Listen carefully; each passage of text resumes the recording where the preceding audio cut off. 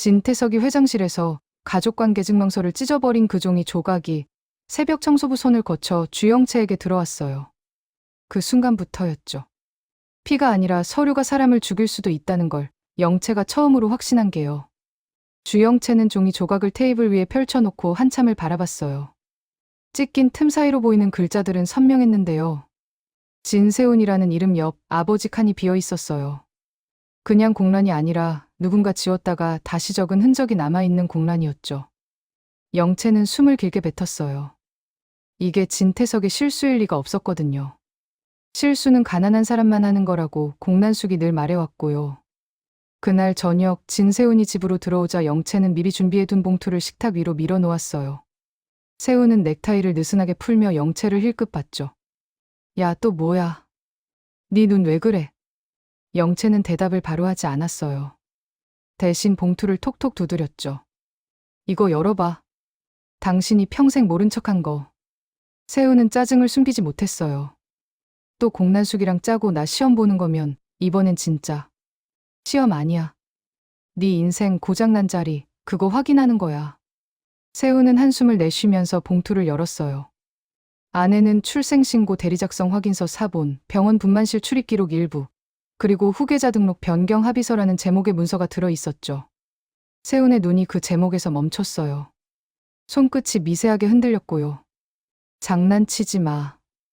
영채가 짧게 웃었어요. 웃음은 가벼운데 눈빛은 무거웠죠. 장난이면 세훈 씨가 이렇게 굳어? 진태석이 친부라고 믿고 살았지? 세훈은 말문이 막혔어요.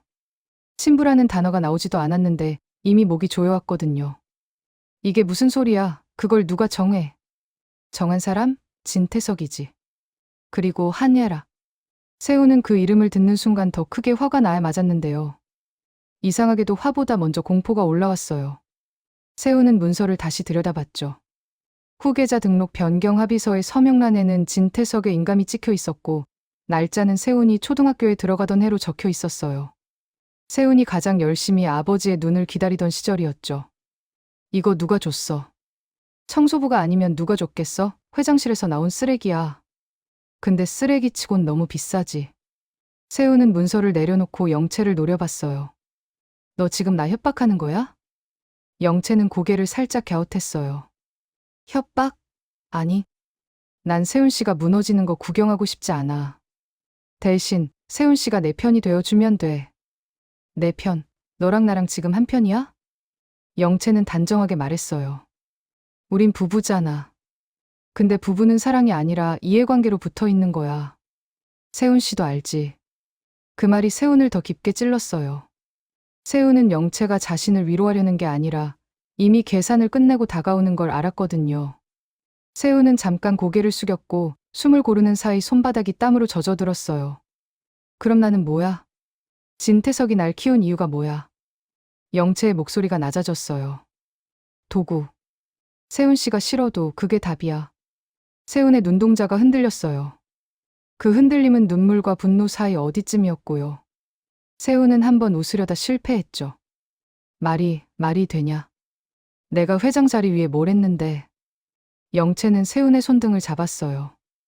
따뜻하게 잡는 듯 보이지만 잡힌 쪽이 움직이지 못하게 만드는 손이었죠. 그러니까 이제 세훈 씨가 뭘 해야 하는지 내가 알려줄게. 당신 혼자면 끝나. 근데 나랑 같이면 세훈 씨 살아. 그 말은 위로처럼 들리지만 사실상 선택지를 지우는 말이었어요. 세훈은 영채의 손을 뿌리치지 못했죠.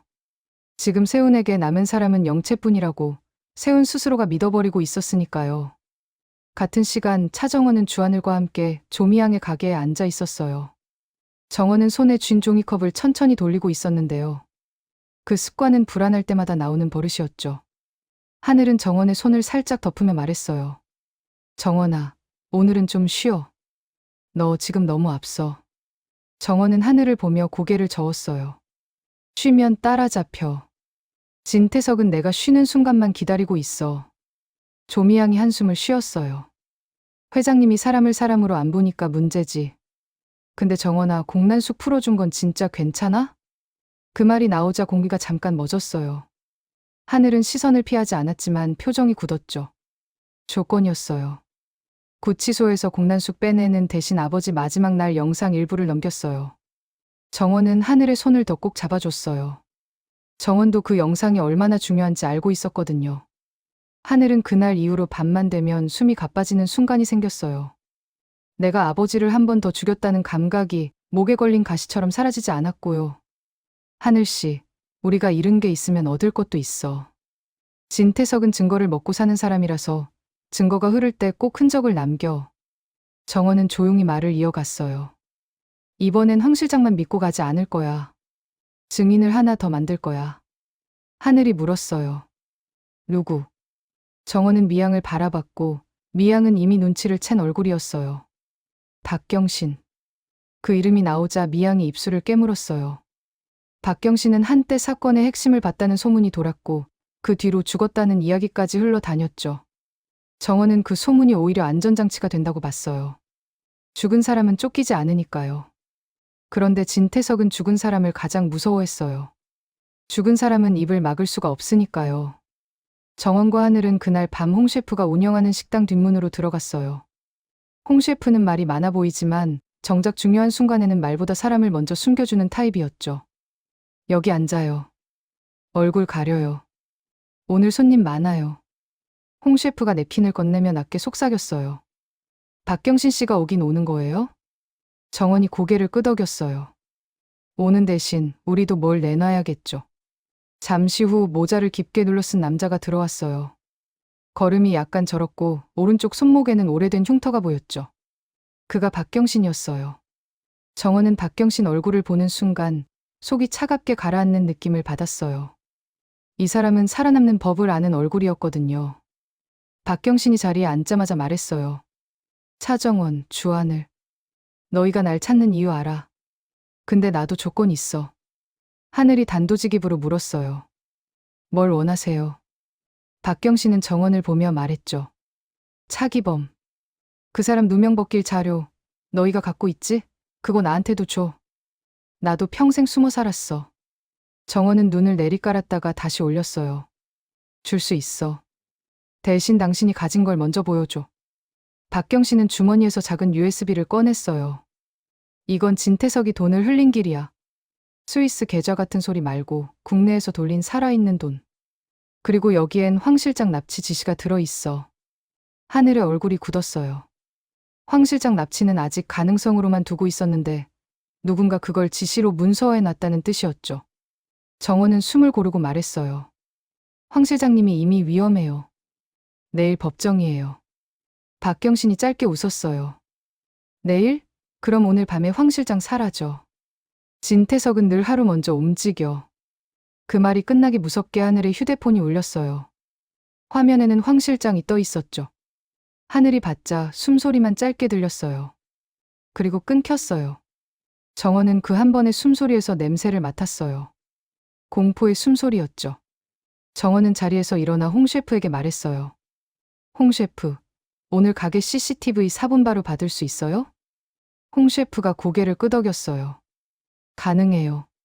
근데 뭐 터졌어요? 정원은 담담하게 말했어요. 터지기 직전이에요. 그날 밤 황 실장은 집 앞에서 사라졌어요.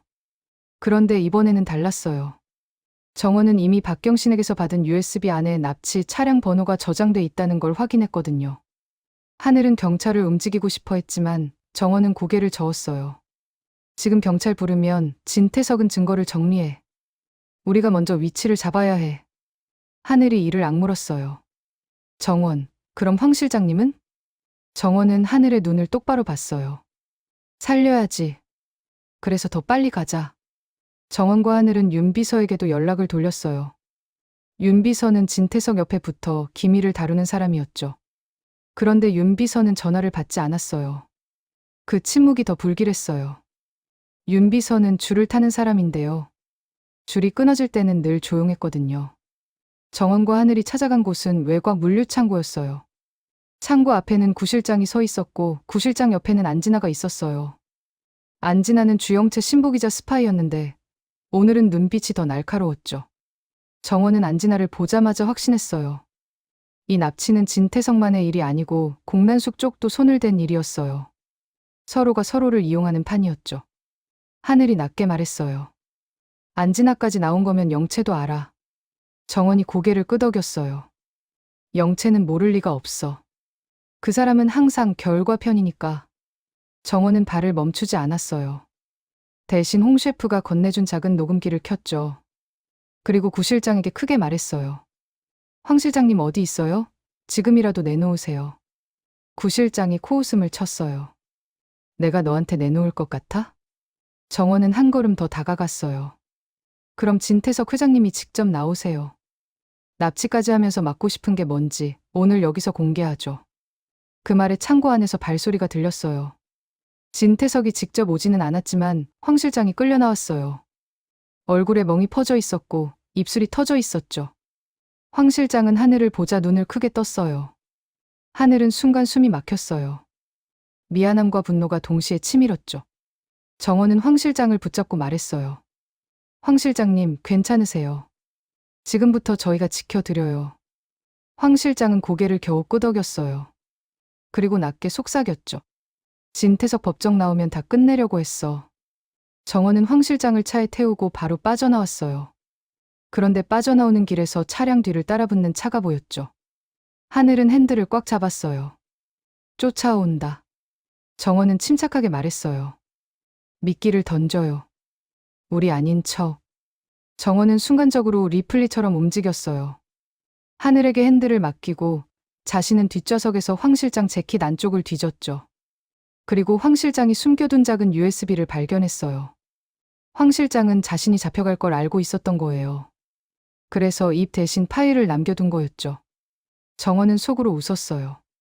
진태석이 사람을 통제하는 방식이 있다면 정원은 거짓으로 진실을 통제하는 방식이 있었거든요. 이어지는 내용은 다음 편에서 풀어드립니다. 다음 편에서 판이 뒤집힙니다. 구독과 좋아요로 함께 해주세요.